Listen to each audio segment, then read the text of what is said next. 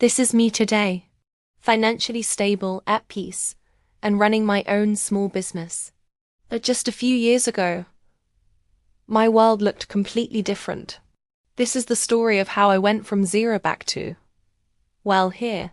My name is Alex, and not long ago, I was just like many of you. I had a decent job, a nice apartment, and a healthy savings account that I had worked years to build. I felt secure. I felt like I was on the right track. Then, one Tuesday afternoon, it all vanished. I fell for a highly sophisticated online scam. It was clever, convincing, and it played on my trust. In the span of a few hours, my life savings, every single penny, was gone. The initial shock was paralyzing. I remember staring at my empty bank account, the number 0 mocking me. It didn't feel real. It felt like a nightmare I couldn't wake up from. Disbelief quickly turned into a cold, sinking despair. I had been so careful my whole life, and in one moment of carelessness, it was all wiped away. The shame was crushing. How could I have been so foolish? I felt like a complete failure. The days and weeks that followed were a blur of chaos and misery. The first eviction notice arrived, a stark white paper taped to my door that felt like a public declaration of my failure. I started selling my possessions piece by piece. My favorite guitar, the watch my dad gave me, even books I cherished. Each item sold felt like I was selling a part of my own identity. The financial pressure was immense, but the emotional toll was even worse. I isolated myself from friends and family.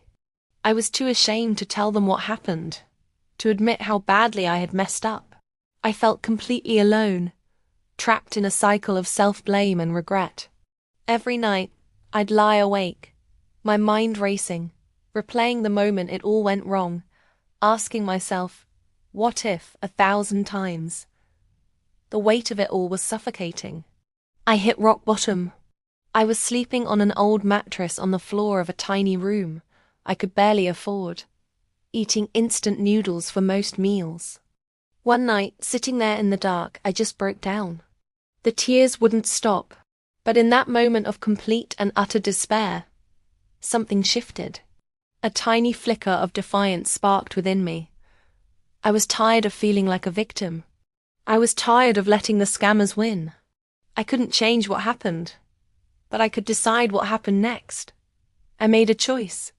I was going to fight back. Not for revenge, but for myself. The very next morning, I made a phone call. It was to my best friend, Sarah. My voice was shaky, and I could barely get the words out, but I told her everything. For the first time in months, I wasn't alone. That small step, that one moment of vulnerability, was my turning point. It was the first brick laid on the long road to rebuilding my life. That phone call opened the floodgates, but in a good way. My friend didn't judge. She listened, and she helped. She let me stay on her couch for a while, giving me a stable place to think. With that bit of breathing room, I started my journey. The first thing I did was dive headfirst into financial literacy. I read every book, watched every video, and listened to every podcast I could find about money management, investing, and recognizing scams. I was determined to never be financially vulnerable again. Knowledge became my shield. Then came the grind. I took on any job I could find. I worked as a barista in the early mornings, did freelance writing projects during the day, and delivered food in the evenings. There were days I worked 16 hours, fueled by cheap coffee and sheer determination. It was exhausting, mentally and physically. But with every paycheck, no matter how small, I saw progress. I started a simple budget on a spreadsheet, tracking every dollar. Seeing my savings account slowly, painfully, start to grow again was one of the most empowering feelings. It wasn't just about the money. It was about reclaiming control. Along the way, I reconnected with more people. I joined a local community group and started volunteering. Being around others, helping them with their problems, helped me put my own into perspective. It reminded me that I had value beyond my bank account.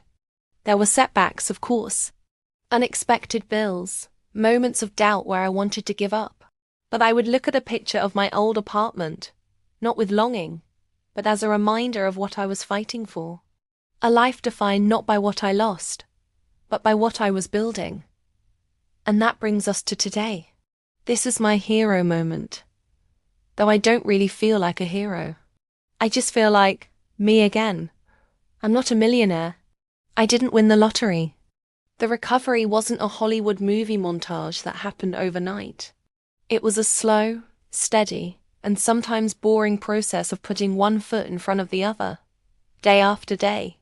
But that hard work paid off. I managed to save enough to put a down payment on a small condo. It's not as big as my old place, but it's mine. It feels more like home than any place I've ever lived. And remember all that freelance writing I was doing?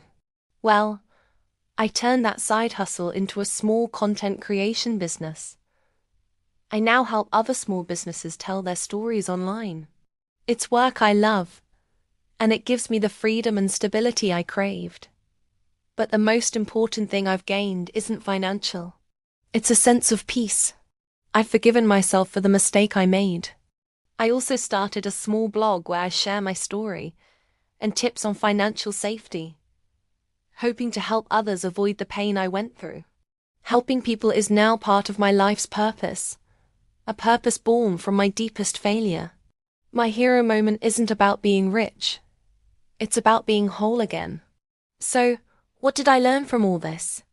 3 big things. First, resilience is a muscle.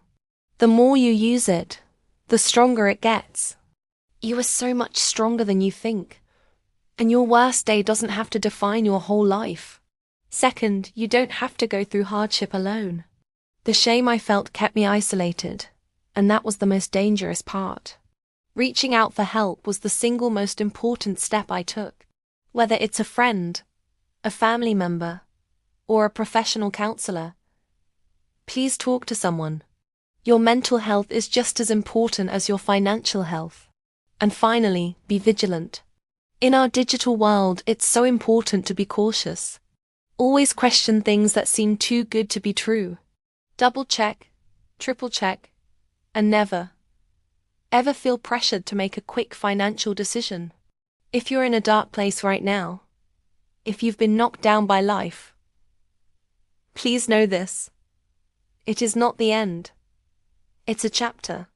Your story is still being written, and you are the author. You have the power to write the next page. It will be hard, but it will be worth it. Thank you so much for listening to my story. If it resonated with you, please consider subscribing for more content on rebuilding and thriving. You've got this.